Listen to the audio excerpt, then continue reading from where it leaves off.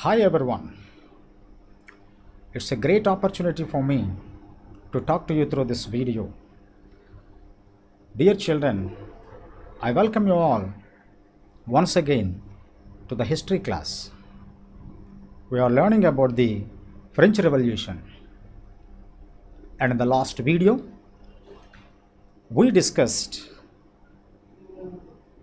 the various estates that existed in France, and later I made known to you about the social and economic conditions prevailed in French society. And all these things ultimately led to the outbreak of the French Revolution. And now today in this video we are going to learn how the revolution broke out. The outbreak of the revolution. Let us know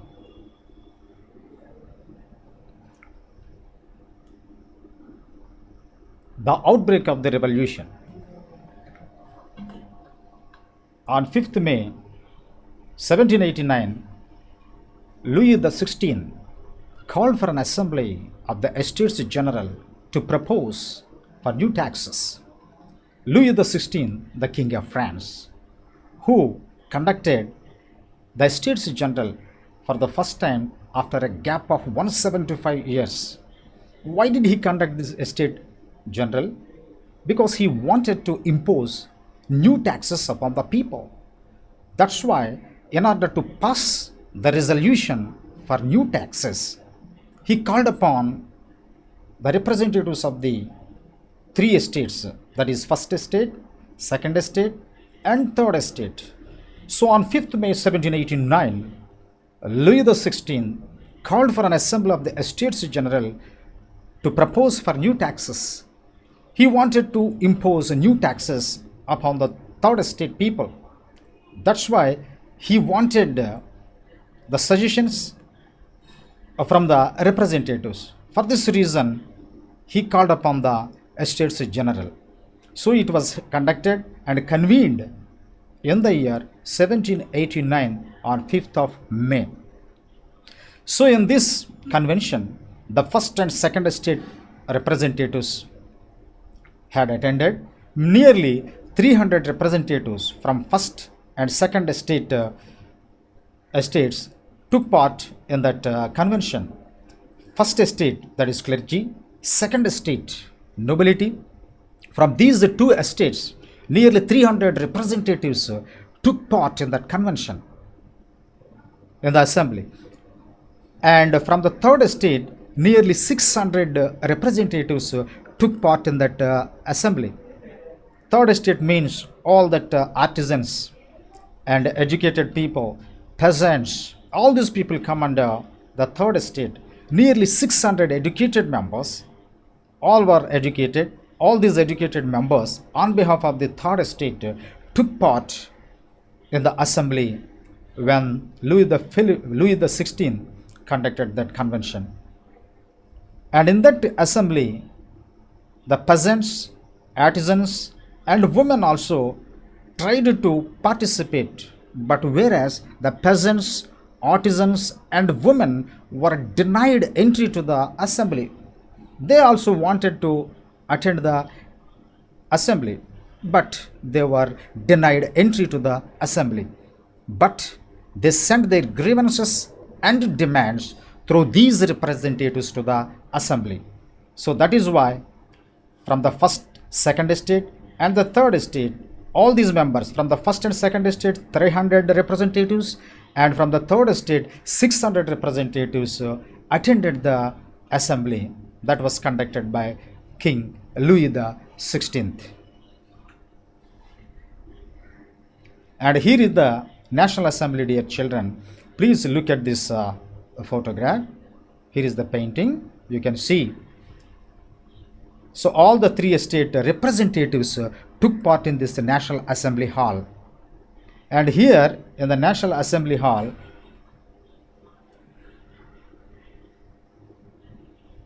all these first and second representatives were honored there because they were seated there. But unfortunately, the representatives of the third estate members were ill treated, they were neglected, even they were not offered any seat to be seated. That was the condition. So again, they were discriminated. The third estate members were discriminated in the National Assembly. So Louis the 16th wanted voting to be conducted on the old principle. In the old principle, actually, each estate having only one vote. So he wanted to conduct voting upon the proposal regarding the new taxes on the old principle. According to that old principle, each estate having only one vote. But whereas the members of the third estate did not agree that, so they demanded, all the representatives of the third estate demanded that voting should be conducted by the assembly as a whole. And not only that, each member would have one vote. They demanded that each member should be given each vote. That means one member, one vote.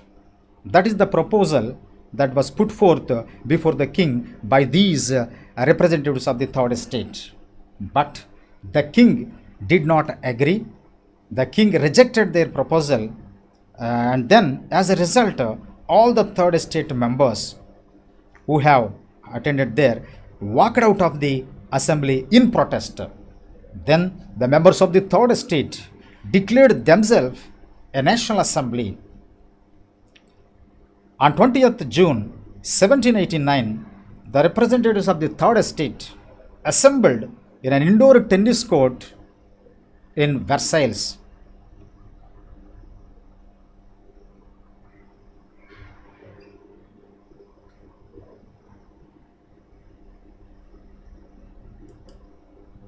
They made a vow and drafted a new constitution for France that would limit the powers of the monarch. All the representatives, those who had came out of the assembly, met together in a tennis court in the Versailles, and then they made a vow. They swore and made a vow and drafted a new constitution for France, and they wanted to limit the powers of a monarch. So that's what the representatives of the third estate, particularly here, were led by Mirabeau and Abysses. Mirabeau and Abysses were the great persons. Actually, Mirabeau was born in a noble family. Though he was a noble person, he gave up his privileges and supported a third estate members, and he wanted to remove all the privileges. So that's why here the third representatives of the third estate were led by Mirabeau, a nobleman, and another one, Abysses. Abysses was a priest actually, and he also stood on the side of the third estate members, and he wanted to remove all the privileges that were being enjoyed by the first and second estate members. So therefore, while the things are going on like this, there was a shortage of food, my dear children.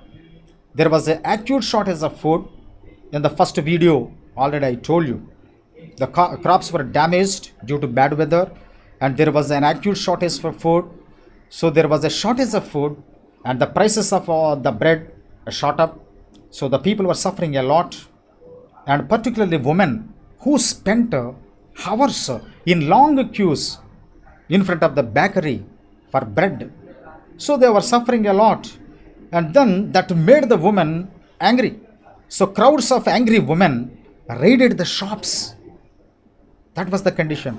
So the rumors spread there that the king had ordered the troops to move into the city and open fire upon the citizens. So rumors spread all over the city that the king had ordered the troops to move into the city and open fire upon the citizens, my dear children. So the people were really suffered a lot, and people were really resented and dissatisfied with the policy of the king. So they were waiting for the better opportunity to rebel against the king. So while they were looking for an opportunity, they had a rumor that spread out that it had ordered the troops, the king had ordered the troops to move into the city and open fire upon the citizens. And see, here is the tennis court, my dear children, and here all the members, particularly the representatives who took part in the assembly, came out of the assembly, and here they met in the tennis court. It is a large tennis court, and here in this tennis court in the hall, they met together and declared themselves as a national assembly. Here is the abbesses, priest. These are the leaders. So these, likewise, all the representatives met here in the tennis court and declared themselves a national assembly, and they wanted to now draft a new constitution for France, because they were not happy with the king, and they wanted to remove all the privileges. That's why they needed a new constitution. They desired of a new constitution. That's why here only they sat here and then they drafted a new constitution, my dear children.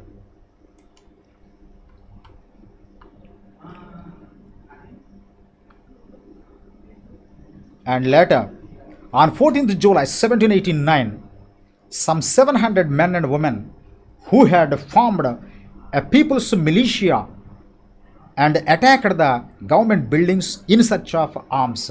And on the other hand, on the other side, people were suffering a lot. And on 14th July 1789, it's a very important date in the history of France. It is a red letter day, because on 14th July 1789, my dear children, nearly 700 men and women who had formed a people's militia and attacked the government buildings in search of arms. So they wanted to attack the government buildings, offices, and everything, and they wanted to acquire some ammunition.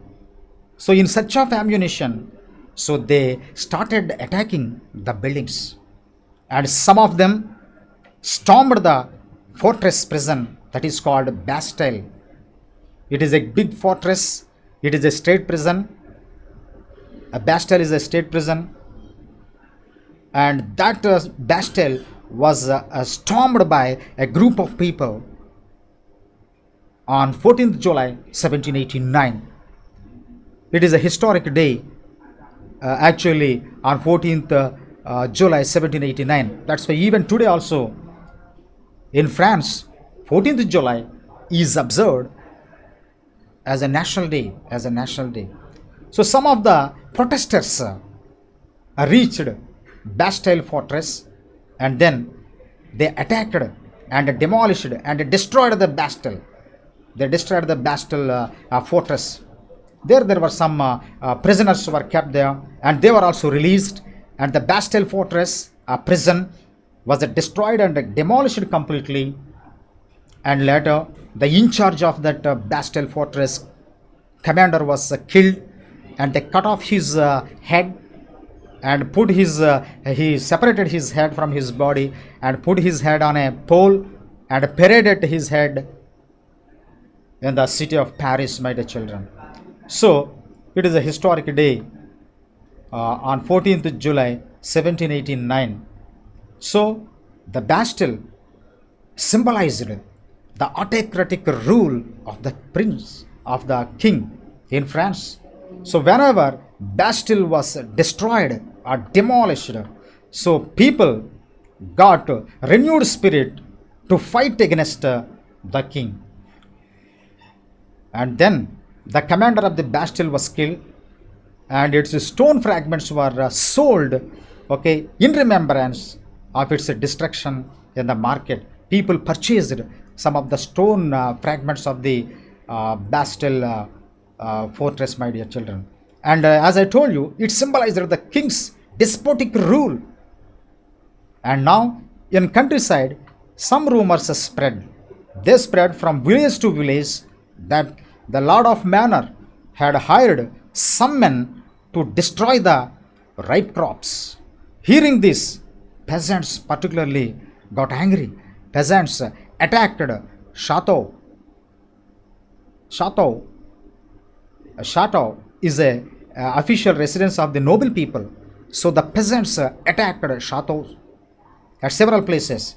So as a result, a large number of peasants, a large number of a large number of noble people left their chateaus and fled away to other countries. And here is the fortress jail, state jail,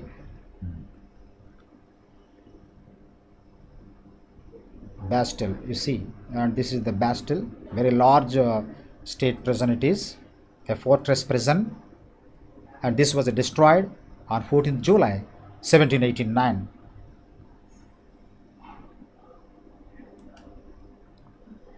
So whenever the Bastille was destroyed, so the king Louis the 16th,